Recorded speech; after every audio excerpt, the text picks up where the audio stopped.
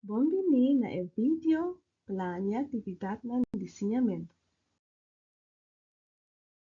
Neste laatste passo aqui de Backward Design Model, você vai usar a informação que vai coletar de dois passos anterior, fazendo uso do círculo de prioridade.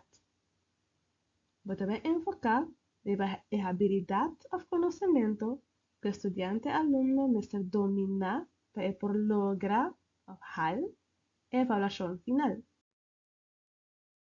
Vamos enfocar para alguma pergunta na guia.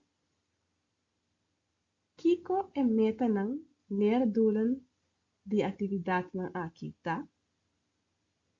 Qua atividade of atividade ng estudiante-alumno tahasi para adquirir conhecimento e lograr a meta ng? Como matabay guia estudiante of alumno? Kiko mestre oferecer na contenido? O plan tá lógico e efectivo?